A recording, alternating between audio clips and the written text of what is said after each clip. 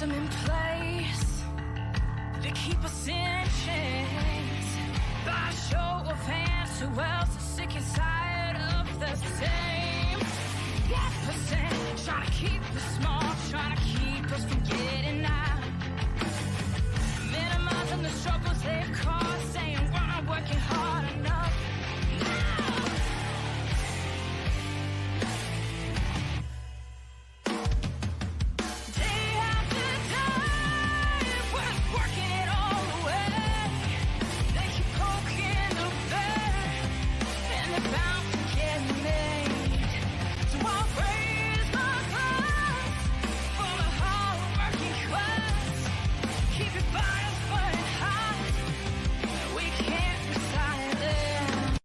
Ladies and gentlemen, for the thousands in attendance and for the millions watching at home, DCK Productions proudly brings to you the greatest podcast in the world! The greatest podcast in the world? Suck it. No, you suck it. No, you suck it. No, you suck it. No, you suck it. I appreciate it if you both suck it.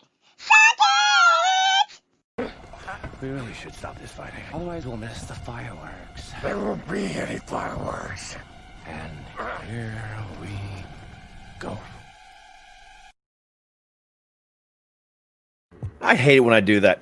And welcome, everybody, to Suck It. I am the great and powerful King of Kings, Prince of all that is awesome. Derek, how is everybody tonight on this Monday, October 18th, or excuse me, October 19th of the horrible year that has been 2020? Welcome to the second 100 episodes of the show. Last Thursday, closed out the first 100 with an amazing guest in Mona Marshall from South Park, who plays Sheila Broflovsky. If you guys missed that episode, please go back and listen to that. Amazing guest, amazing time. 100 episodes are in the book. I am just ecstatic to have gotten this far and to now have crossed over the 800,000 per month 800,000 per month downloads is astounding. I should hit that 1 million mark by the end of the year. I am so stoked. 44,000 people downloading this show every day. Unfucking real. And I appreciate every single one of y'all so fucking much. You just don't even know. So, y'all ready to kick off episode 101 with an amazing, talented singer. R&B, pop, just released a new album with a new video, new single just released as well. We'll play that later on in the episode. But this guy is stoked. All my friends have had him on their shows, and I'm the last one to get him. I'm kind of upset that Keith over at Tatnus got him first, but hey, that's fine, because I'm going to do better than Keith, because I'm more awesome than Keith. I'll whoop his ass any day of the week. Plus, he's in Canada, so whatever. But anyway, on to it. Please welcome to the show a very, very talented performer.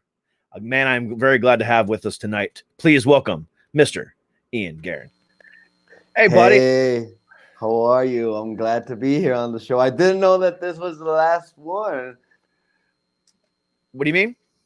That I didn't know that you know that all your friends had me first on the show. Yeah, Sorry about that. Yeah, I was like, I heard, Keith talking about you a couple weeks ago, and everyone said nothing but great things about you. I was like, okay, cool. I'll, save the best for last. Of course, that's the best way to say it. And first of all, I want to say that I loved your intro. I was laughing so hard at the things that you were saying. The horrible year that this year has been. Totally true. Yeah, that has been my, I've been saying that for months upon months upon months and hoping at something to grab onto to at least say, oh, I see a glimmer of hope, but nothing.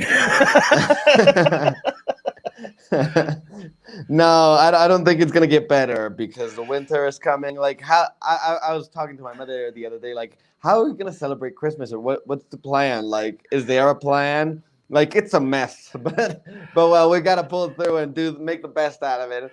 Yeah, no, my wife was sitting there saying that she wanted to go to Florida for Thanksgiving, and I was like, I am not going to Florida for Thanksgiving. And she, okay, how about we go there for Christmas? And I said, woman, I do not want to wake up on Christmas Day to 90-degree weather. I moved away from Florida for a reason. And plus, Florida is just like the Corona capital of the world. I want nothing to do with that place at all. I'm glad you said it, and I didn't have to. I lived there for 20 years. I can talk as much shit about Florida as I want. So what's going on with you, man? How's things going? Well, it's going well. Within the circumstance, it's going well. I think I've been very fortunate because I've been one of the lucky ones to actually, not lose my job. I've had like consistency on what I was doing beforehand. And so I feel very blessed because of that. A lot of people are going through hard times. So even though sometimes trying not to go out or going out as least as possible, because I try to do it because, it's a safety precaution. I've been fortunate, and I count my blessings. I'm a man who doesn't like to think of what he doesn't have. And what I do have is I have a job, and I'm blessed to do what I want. So, the lockdown, I'm becoming more of a hermit now. I used to like to love to go out, and party and, be social. And now it's like people invite me places where there are 2-3 people. And I'm like, do I really want to go there? Like, I don't know, maybe, just like put, like a mask on my face, like not the surgical mask, but a mask for my skin, and watch a show. That's what I'll do. Like, I've been doing that a lot more often too. Pull out the charcoal, peel mask, just, do it on my face, watch a little bit of Family Guy and just laugh and wait for that thing to harden up and rip it off my face and cry because it hurts so damn bad. Right. I've been thinking on watching BoJack Horseman all over again. BoJack, he is my man. He is me. BoJack is literally me. So I have, for someone who loves, that type of, cartoon and television show, from Archer to, more Rick and Morty to Family Guy and South Park, I have never watched an episode of BoJack Horseman. You really should. And I'm saying this with, the truth in my hands, that's going to change your life. Like all of those that you mentioned are cool, but BoJack knows stuff, He's like that uncle that became successful but was never happy with his life, but he's rich and everybody leeches off of him. It's like he is. I just posted about him yesterday, and may we curse on the show? Like you can say whatever the hell you want, man. Okay. He was there's this line, and one of the characters was telling him like, are you gonna do stupid shit for the rest of your life? And he was like, do you mean for work or like in general? It sounds like me.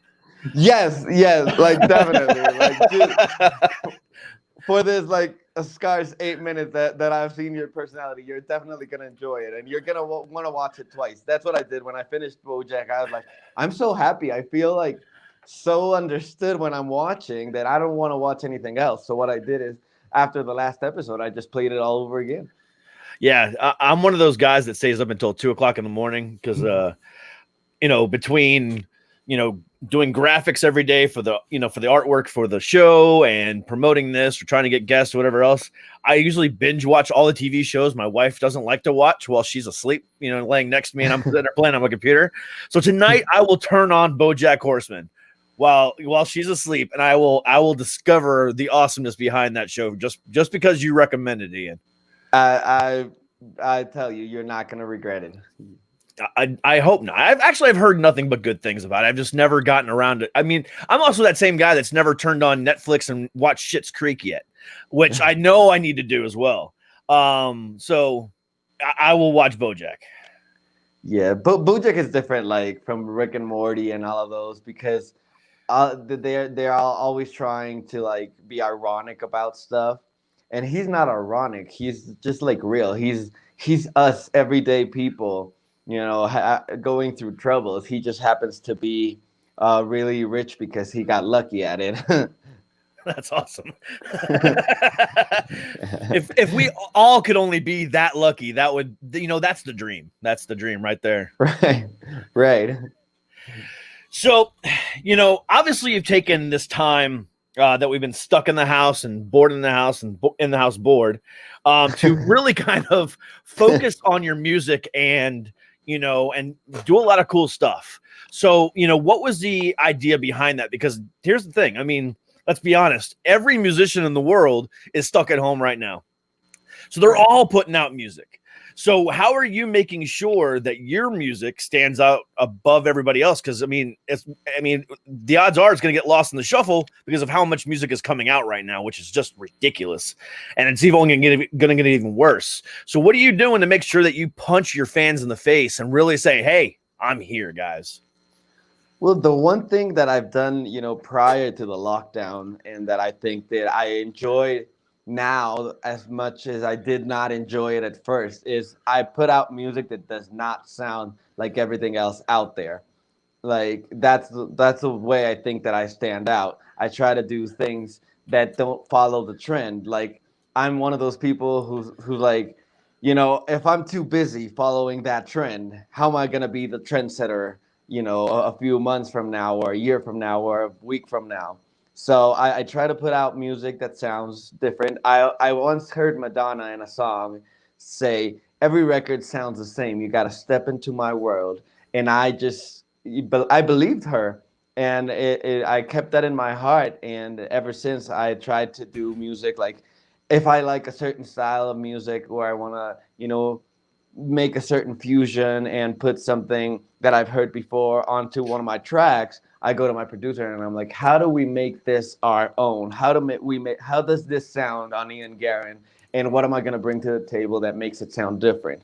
And this is one thing that I did before that I did not like, and that I don't do anymore. And that is that I wanted to sound like everybody else. And I used to hear my first tracks from my debut album, and I'd be like, why don't they sound like everything else? I want to sound like him or her or whatever.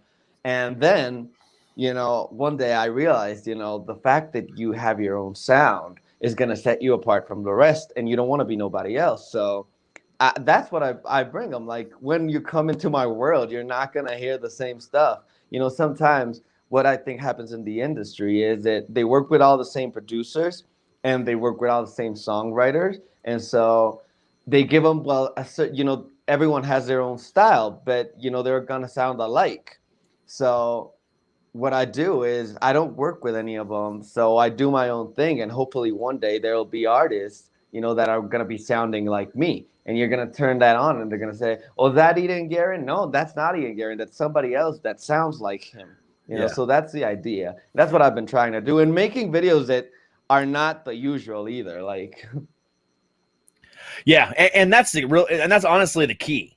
And that's what you're saying right now is one of the reasons why I got out of the music business in the early 2000s. And I had a sweet gig. I was doing some touring as a guitarist. I was in a bunch of different bands, but the problem was, at least at the time, and this is nothing like I've hidden or anything. I'm a big metal and rock guy. Okay, and there's some genres of rock and metal that are not played on the radio. And a lot of rock in general is not played on the radio anymore, but that's beside the point.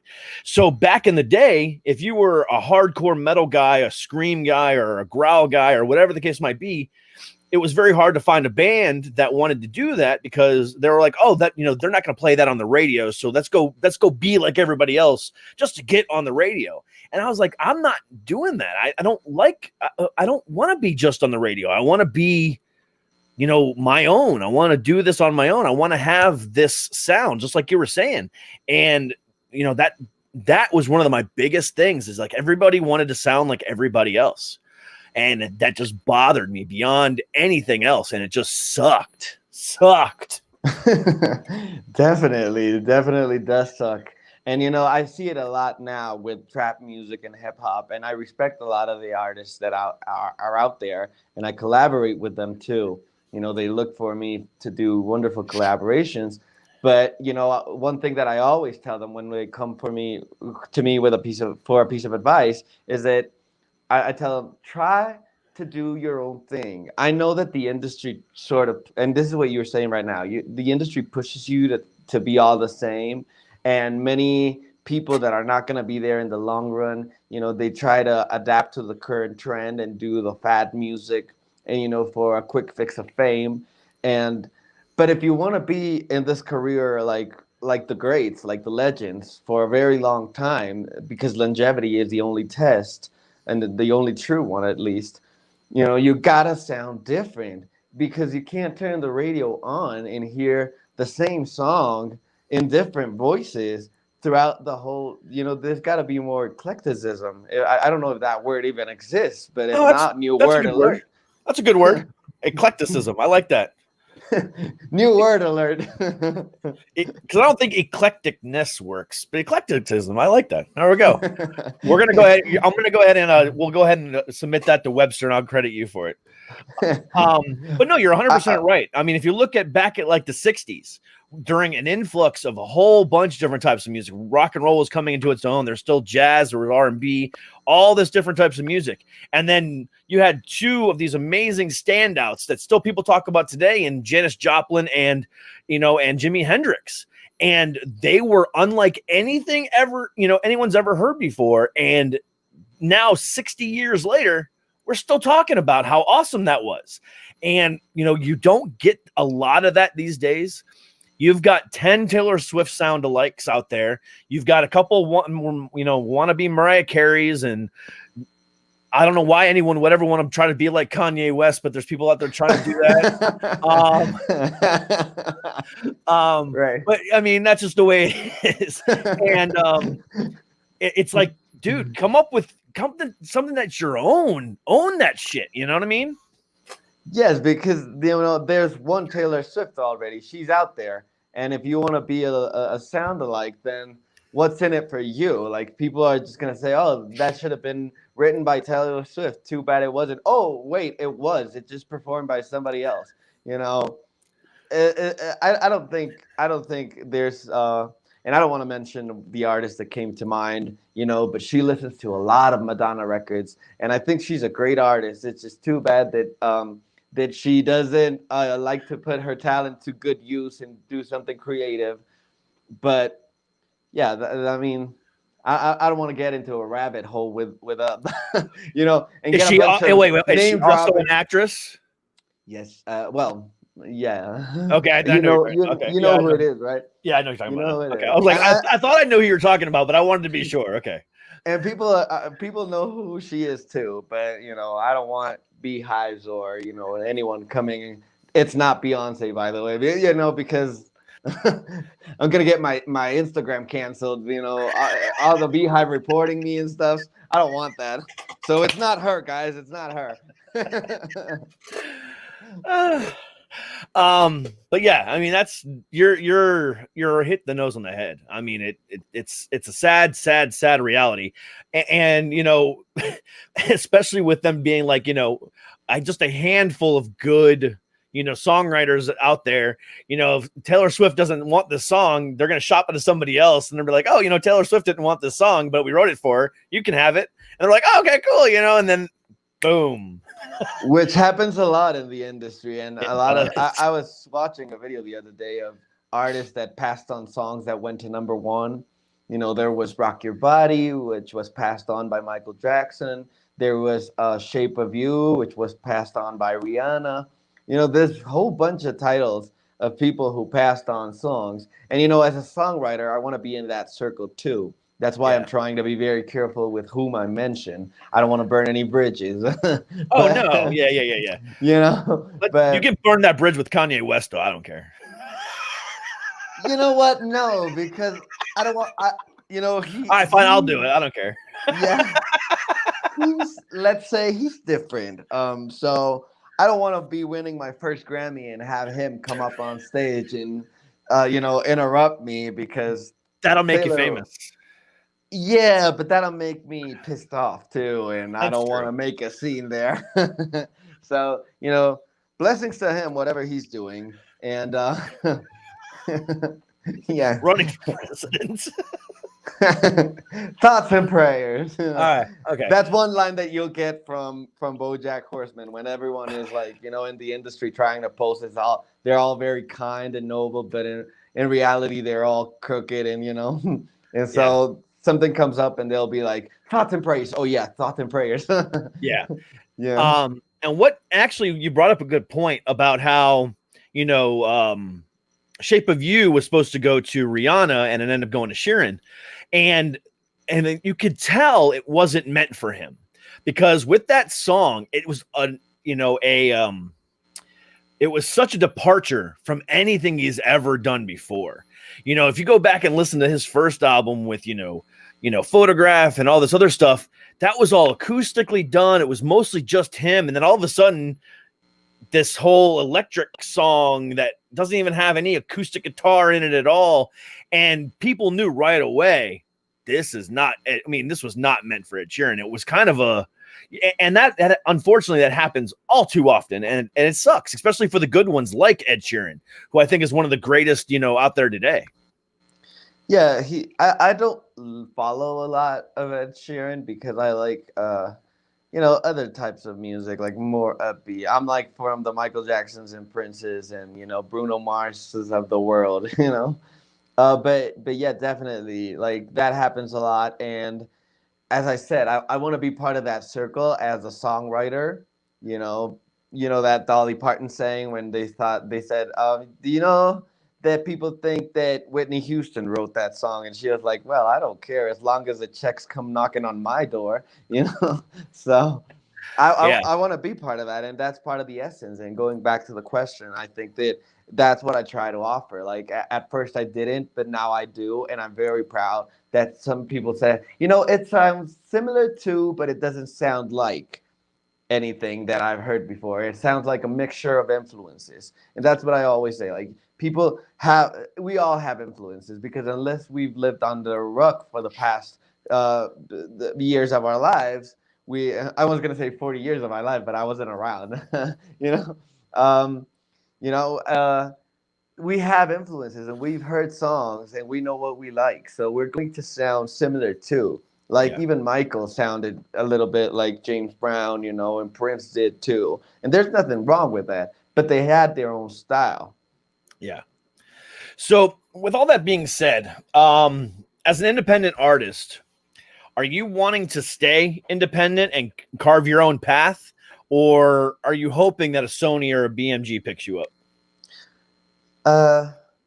Again, I don't want to burn any bridges when I answer that question, but because I don't know. I mean, I know today, and today we're here, and but I used to want to be signed to a label. I think that as any up and coming artist, the dream is like, oh, I'm gonna be signed and I'm gonna get an advance, and I'm not gonna be broke, and I'm going to have all these amenities and that come with a business.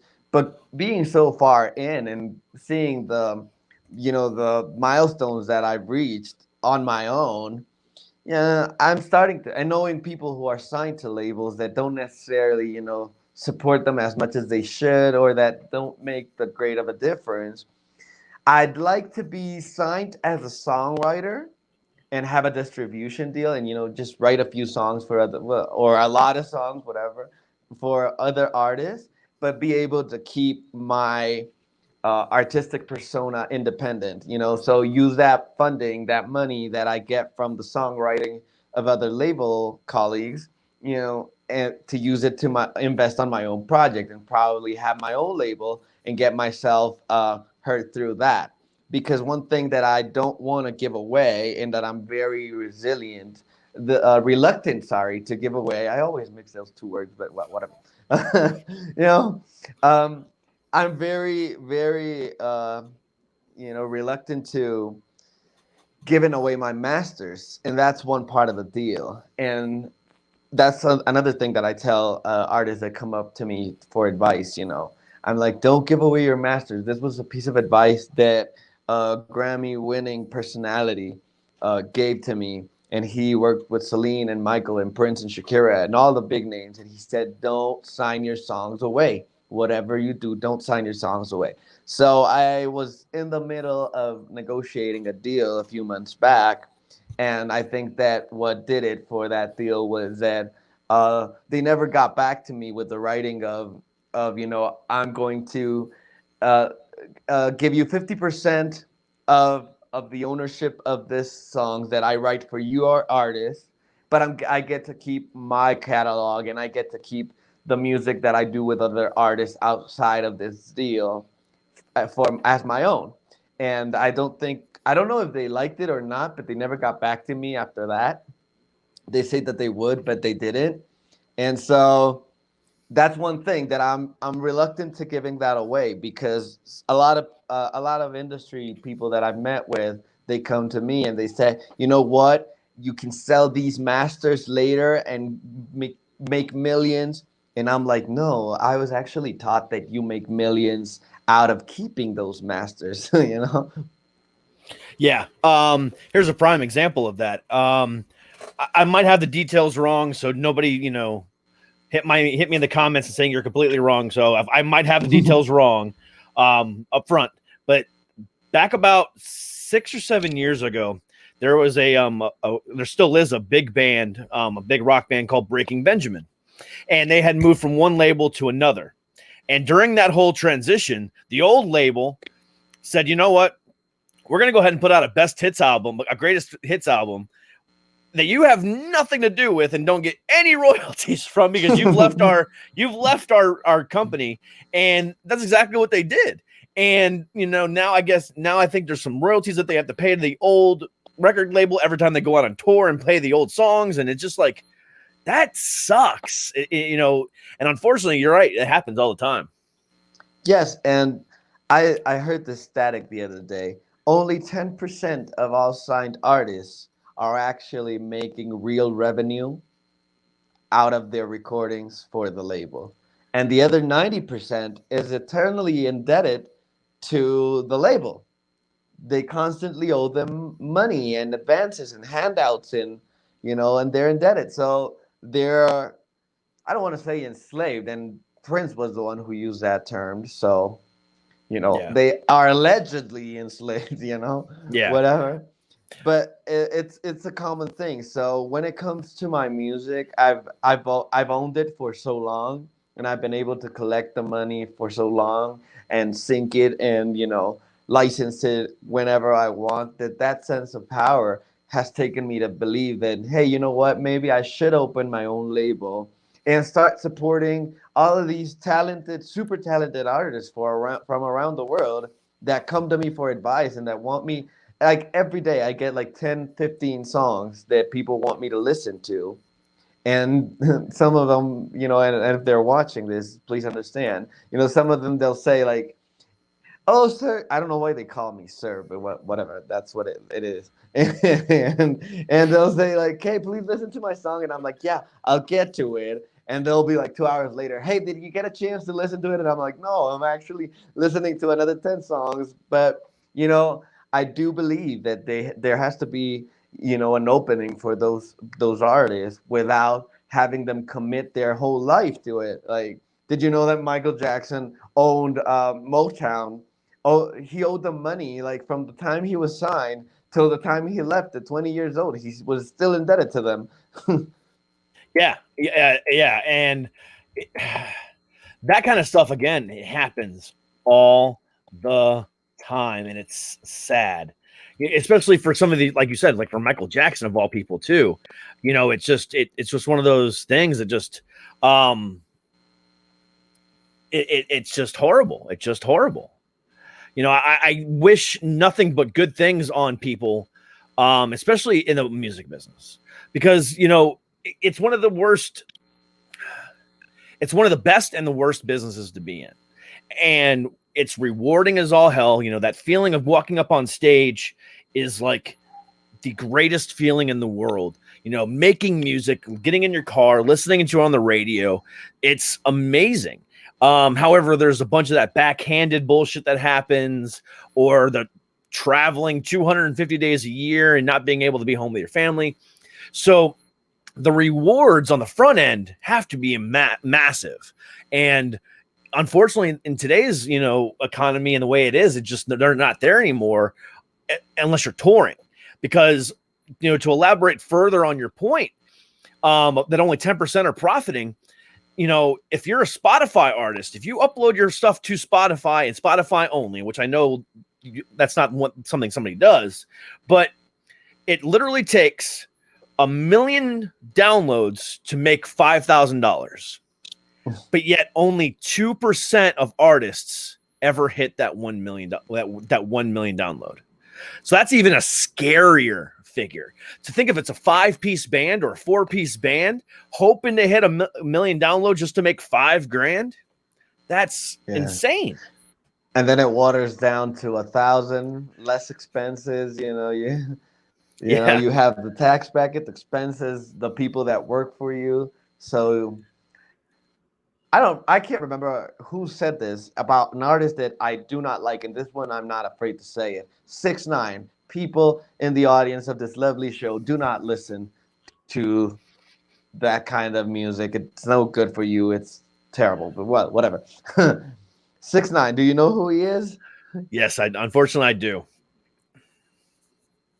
I was hoping you'd say no. Who is he? Yeah, like 6ix9ine. He is creating a massive debt, and this is why. He got $1 million advance, and he spent his $1 million advance. But then an expert came in and said, you know what? He had to go through the tax bracket. He had to pay his lawyers. He had to pay his manager. So he had to pay $750,000 in expenses. So he had $350,000 to spend, and he spent the whole $1 million. So he's now $750,000 in debt, because of all that he did. And it's like, that's why it's important to at least know, like, I'm not good at math, but, man, ask someone you trust. But that happens. And he has #1 songs. He's also had a lot of lawful bills to pay, whatnot. But, he's had #1 songs, and he's had, a moderate to high success in a short span of time. And he's generating that debt. So this happens to a lot of artists. Yeah, 100% right. All right, we're going to pause for a quick commercial break real quick so I can sell some merch, and we'll be right back. Guys, have you ever wondered how you can help support the channel and also look fucking cool in the process? Go to the link down below, www.dckproductions.com/shop to get the awesomest merch on the market today. Whether you just want to get one of our plain logos in one of our many different colors, or if you want to get one of our cool graphic tees that just are funny as hell, the choice is yours.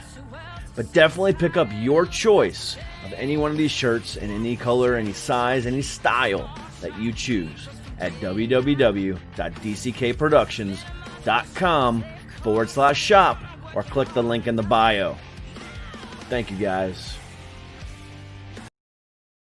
And this episode is also brought to you by manscaped.com. Please go to manscaped.com and use promo code SUCKITPODCAST for 20% off your entire purchase.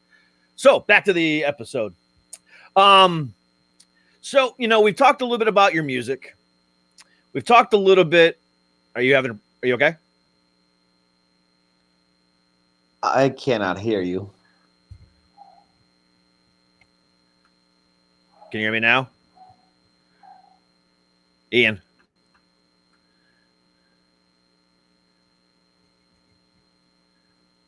Hello? Can you hear me? Can you hear me? I can't hear you. It was working fine just a second ago. Nope. No? I don't know why that is. All right. Hold on a second. All right. Can you hear me now? Oh, now he's gone. Okay. He must be he. I can't. Can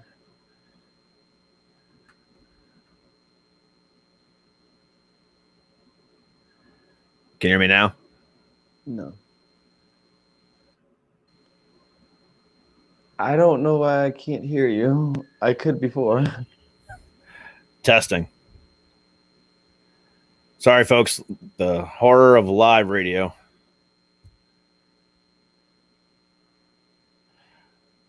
Hold on.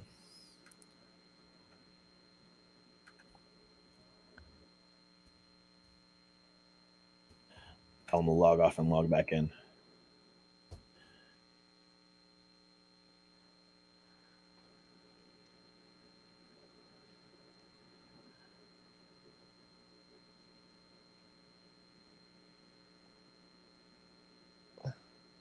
Can you hear me? Sorry, folks. The horrors of live.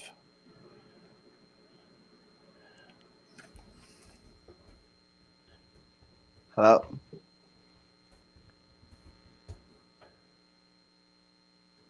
I'm gonna log off and then log back in. Hello, hello? Can you hear me now? I can hear you. I can read your lips saying that you can't hear me. The thing is, I can't hear you. I can hear you. Log off. There we go. Okay. All right, he's gone. So we'll bring him back here in a moment. Hello? Can you hear me? I can't. Okay, let me try to get off and then get back on in a second. All right. Sorry about that, folks. Again, that's what happens with live radio, live podcast, live talk show. It happens. But again, while he's more waiting to come back, in regards to my merch store, I actually just launched a very small, it's only 2 shirts, a brand new line of mental health related shirts that are specific to the website, mental health related. They're great designs. Please go in there and check them out. 25% of the purchases from those shirts go to charity. So here's Ian is back, and let's see what happens. All right, can you hear me now? I can hear you perfectly. Oh, now. there I we don't know go. what happened. I'm so sorry. Internet, something happened on. Who knows? It happens. So live television. Exactly. So we talked a little bit about BoJack Horseman. We talked about your music. But what else makes Ian Guerin tick? I mean, who else? I mean, pull back the curtain for a second. Who is Ian, and how did you get to this point? Well, Ian Guerin is a man with a lot of dreams. That's the first thing that I'll say, and I've never put it like that before, but I think that describes me well. I always thought that you either live your life to work on somebody else's dream, or you can work on your own. And I stuck to that once I noticed that I wanted to work on my own. And I'm a genuine man. I'm a genuine man who's been doing music for a while now. I was 9 years old when I recorded my first song. I was taken to the studio, and that was the first time that I actually felt like I was somewhere that I wanted to be at, because, well, you go to school as a 9-year-old kid, and I don't know about you, but I didn't like the experience a lot. I was like, why am I here? To me, it was like a little bit of a waste of time, though school is important. I don't want to be a bad role model or whatnot, but, it's not for everybody, because I couldn't sit on a box, and just listen to classes and not think about creating. So that's who I've been for all my life. And when my debut album came out, and then it did moderately well, I just figured I need to do the music that I want to do. And that's how I've gotten to this point. Like this record that I'm promoting now, that I got out now, I've been planning it since I was in the chemistry lab in high school, and it had a different name.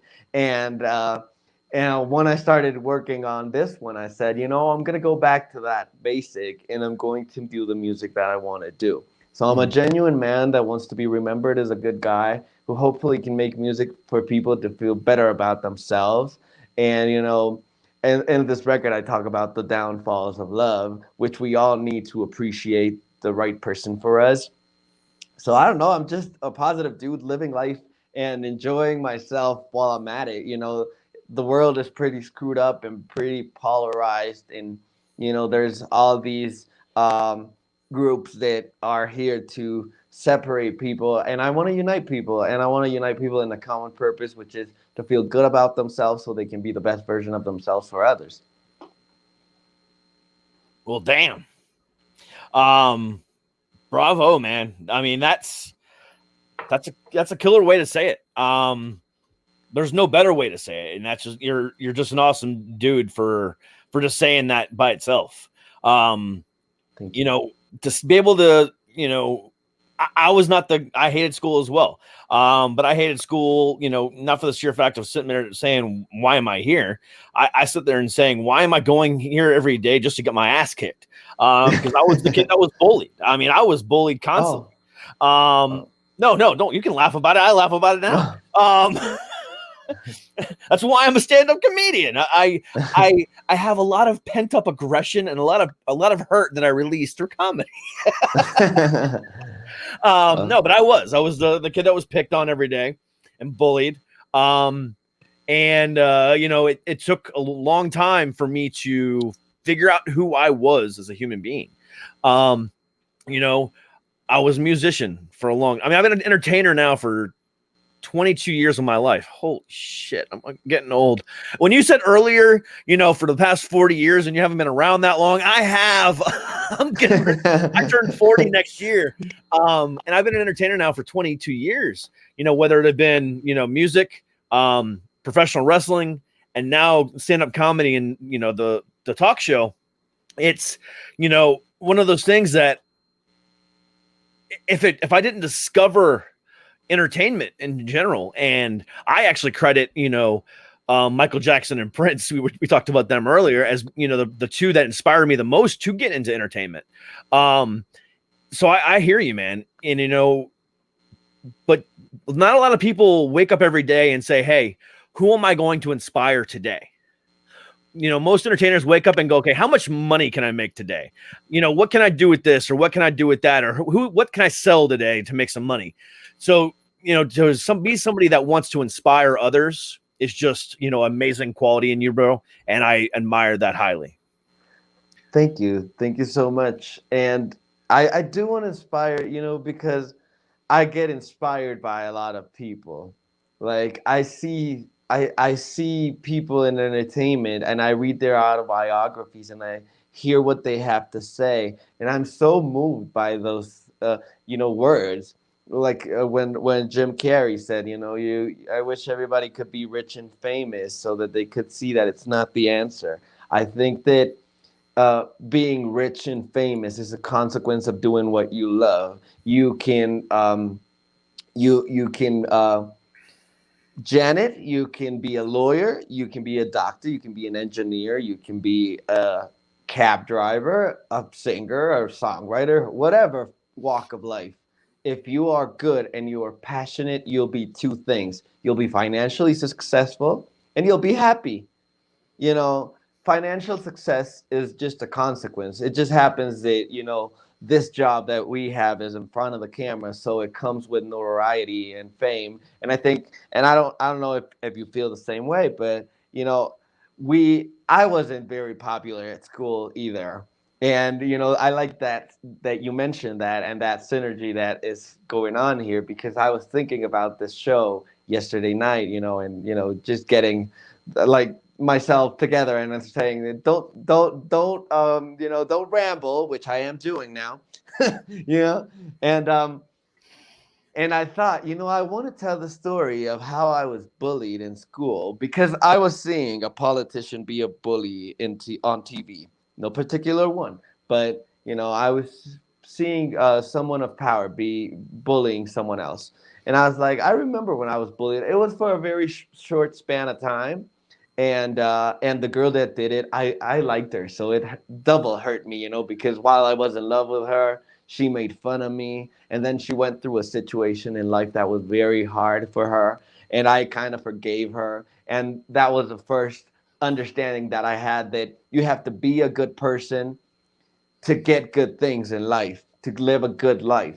Like, I don't want to say that this happened to her because she was mean, but we make our bed and we lie on it, you know. And I think that we are the energy that we project. So those bullies that bullied you and the bully that bullied me, they probably went through stuff in life that we didn't have to suffer through because of what they did to us. You need to be a good person. So when we say I want to inspire, it's because I want people to come to me or to listen to my music or to go on to one of my shows or to read my cooking book, which I am planning for like 10 years from now. Food for guys, yeah, and to be inspired and feel good about themselves. I want people to not have to feel about themselves the way I felt about me. And, you know, I think that I'm good at what I do. I'm not ashamed to say it. I know my value now after a lot of years of not knowing it. And I know, you know, fame and financial success are going to come with the territory, and they come in every walk of life. And this is a really quick story. I was, you know, trying or dating or whatever, a girl that used to tell me, you know, my dad says that I should do something that makes me money. I should study a career that makes me money. And I was like, you know, all careers make you money. And she was like, no, you know, I want to be a marketer, but I'm going to study law because I want to make money.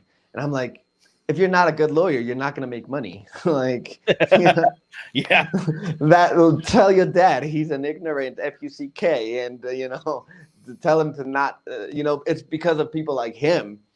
And this came from a man who was in the military, but he did it without a college degree, and so it amazed me that he, being someone who made something out of himself from nothing, told his daughter not to do the same thing. Because I usually have theory that when someone makes something out of their life, they won't tell you, they won't try to set you up to fail. They'll try to inspire you to do whatever you want to do. I've never heard someone who's made it in life tell you, oh, you shouldn't pursue that. You'll probably not make it. Because when people make it, they know it's possible.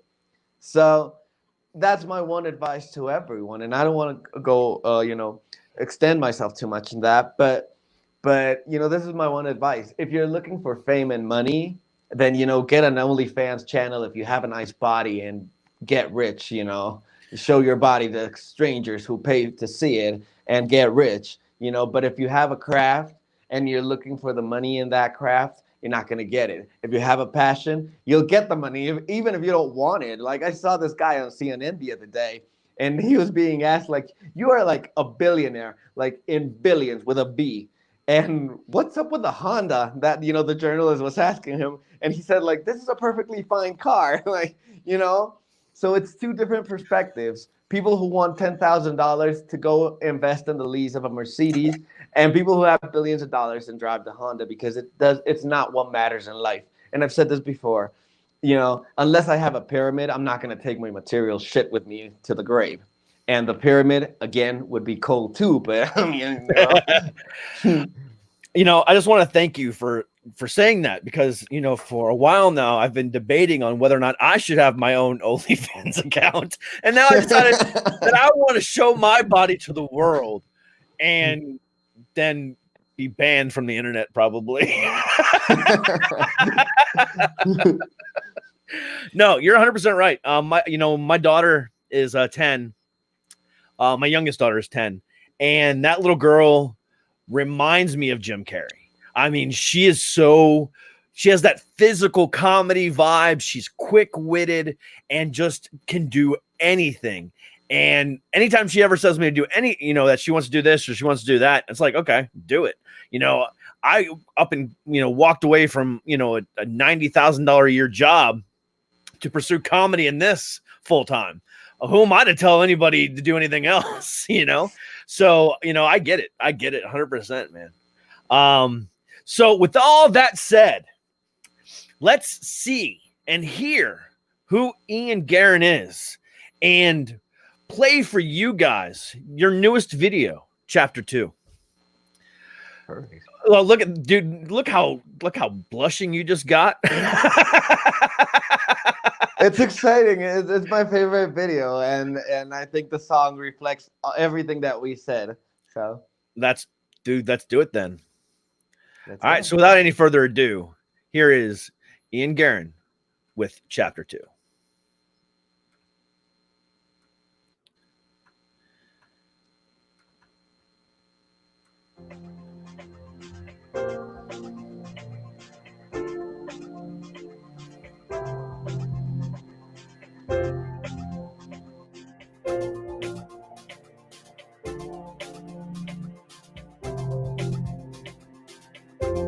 It's been years since the last time we went to the mall in between class. I remember it all perfectly cause I tried to kiss ya.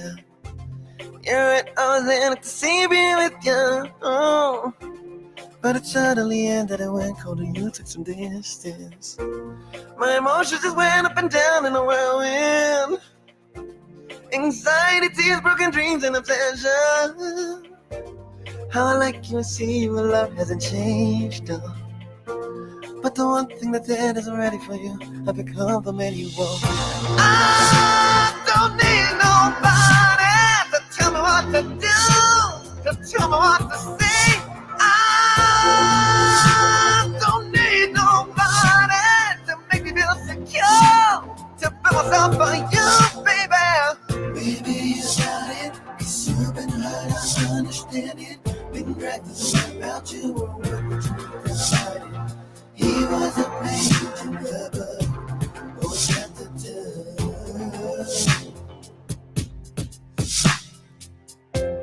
I've tamed my demons best way I can.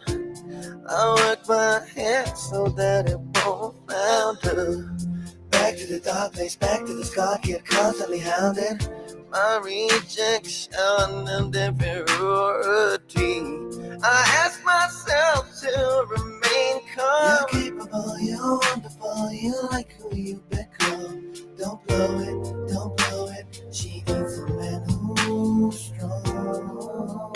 I remind myself that I don't need nobody to tell me what to do, to tell me what to say. I don't need nobody to make me feel secure, to feel myself for you, baby. Baby, you got it, 'cause you've been hurt, I understand it. Been dragged to think about you, or what would you decide it? He was a page in your book, or chapter 2.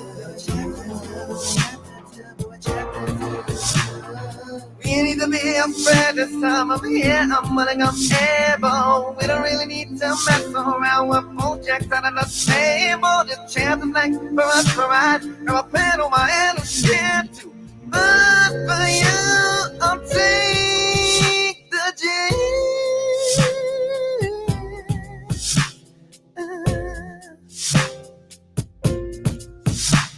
We don't need nobody to tell us what to do, to tell us how to live. We don't need nobody to fill us out for two.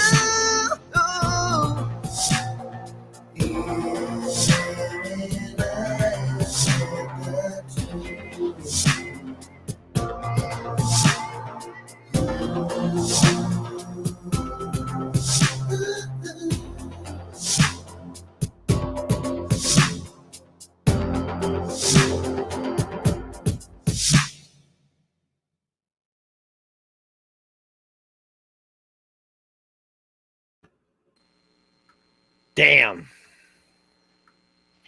Damn, damn, damn, damn. You know, I've said this before and I'll say it again. I said earlier that I'm that hard rock metal guy. And for the longest time, I had blinders on. And if it wasn't hard rock scream in my ears, making my ears bleed, I didn't listen to it. And I was very, very musically, against everything else because it wasn't what I listened to. But then over the last year that I've been doing this show, I've talked to rap artists, I've talked to R&B artists, pop artists, and a few rock musicians here and there. And the type of music that I've started to listen to and started the things that I've heard on this show have opened my eyes to the world of music that I haven't heard in a very, very long time. And that song right there, at the beginning of the show, I asked you, how are you going to punch people in the face to let everybody know that you're here? That song does that. I mean, it, dude, is a gut punch of a song. Dude, that song just makes you feel your feelings. It's such a good tune, man. Dude, my hat, I didn't wear a hat tonight, but my hat is off to you. Thank you. Dude, that is just a fucking kick-ass song. Dude, Thank you. Dude. You said something in that song that I've been saying for a very, very long time. And especially with the things that I talk about on the show, as far as mental health and dealing with mental health and mental illness and stuff like that. One of the things that I preach constantly is nobody in this world has any control of your happiness. The only person that does is you. You control every ounce of your happiness.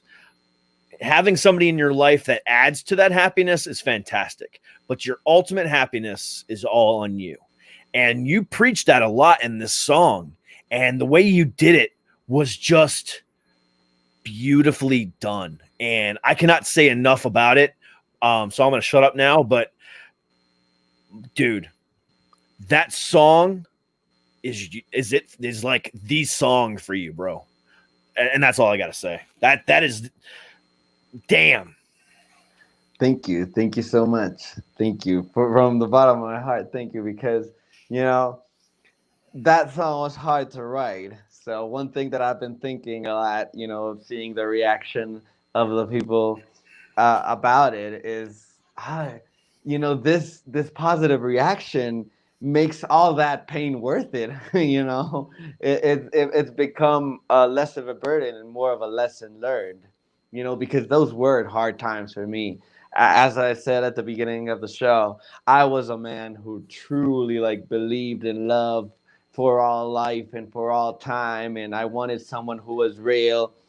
And I got so disappointed by that one girl who's in a lot of songs of the album. It was very hard, and this song talks about that time that we were supposed to reunite, which wasn't. You know, the real deal was that she wanted to break me up with the girl that I was seeing.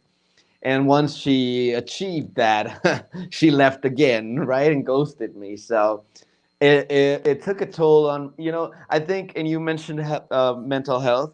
It's not the toll that it takes on you romantically, like, you know, in the love department of it all. It's the insecurity that it builds. Like, it makes you feel that something is wrong with you, that you are not worth living up to that person, or you're not worth their love, you're not worth their time, and you're just overall not worth enough. And that affects you not only in the relationship part, but it affects you on your general scheme of life. Because when you don't feel valued or validated or good about yourself, you do not thrive on the other areas of your life. Like, it's very difficult to thrive. Well, no, yes, you can thrive, because a lot of people do, but you know, you can't thrive, like, you can't enjoy it. That's what I mean. Like, you can't enjoy success if you don't feel good about yourself. And then you're like a little robot. And then that's why we see a lot of people, not only in entertainment, but in a lot of fields, like turning to drugs, turning to alcohol, you know. And it's not just like, oh, I'll have a sip of wine or a gin for fun, you know, with my friends. It's just like depending on it to feel good. And while it didn't happen to me, I did feel like there was something wrong with me and that I wasn't worth being loved. And now I got a sense of, and hearing the song back from the perspective of the people that have written to me and said how it impacted them, and trying to see it through their eyes, I've learned something, you know. And this is just from a few weeks. I'm not I met this girl the other day, and I really like her. And I told her, and I usually was one that would try to go and talk to her, you know, and mellow things out. And I was just like, we were in a party, we were dancing. It was 5 people, and you know, I didn't interact with her till the end of the party, where when I said, you know what, and she was like, oh, I'm gonna go now, and I was like, no, wait, because I need to go get my phone to ask you to give me your phone number. You know, that it was that simple, because now I know my worth, and now I know that I am a great catch, and I'm not trying to sound stuck up, but I know my worth. And when you know your worth and you go on with that security, then you are set for life. So I'm glad that you like the song, and I'm glad that the message comes across the right way, because that's the intention, and that was the intention from the very beginning, to heal myself. But as I said, you know, not inspiring, but I said, you know, if one person gets healed by this song, then it's worth it, and they don't have to go through the shit that I went through. Because it's not cool, you know. This life is meant to be lived happy. Yep, you're 100% right, dude, and I can't compliment you enough. So again, thank you so much, man, for making that song, making that beautiful video. I don't know who the dancer was in that video, but she is gorgeous. Thank you. But dude, you're just an amazing person. Guys, whether you're watching on Facebook, YouTube, Twitch, or listening on one of the 10,000 podcast platforms, please be sure to go find Ian Guerin on Amazon Music, Apple iTunes, Spotify, everywhere you get your music. And also be sure to watch the video for chapter 2 in the link of this, in the description of this show. Dude, Ian, thank you so much for being here, especially on episode 101, which kicks off a whole new chapter of it's chapter 2 of Suck It Podcast. And right. Thank you very much for christening that. And dude, again, hats off to you on an amazing ride. And I hope that this does nothing but, kick down doors for you, because you deserve it, bro. Thank you so much for having me. I really, truly had the greatest time. I loved it. And I can't wait to listen back.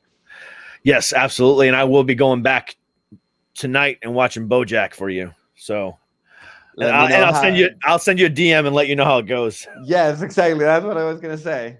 You'll love it. I promise. From episode 1, you'll be like, and I know I'm here to promote my song, not BoJack Horseman, but I'm just a happy viewer. I need to promote the things that I love. Yeah, I mean, you can promote a canceled TV show. That's not a problem. Yeah, it ran for 6 seasons, though. I don't think there was much story to tell after that. But yeah, everybody go watch BoJack. Go stream my single and enjoy this beautiful podcast, which I loved. And truly, man, I mean this from the heart. I had the greatest time, and thank you so much. No problem, man. I appreciate you, and it's all my pleasure. Thank you so much, man. Thank you. No problem. You have a good one now. Okay. Have a great night. Bye. All right. And that was Monday with the amazing Ian Guerin. Guys, please, again, go check him out everywhere. I am Ian Guerin on Instagram. Look him up on YouTube, Spotify, Apple iTunes, everywhere. Stream his new single, Chapter 2.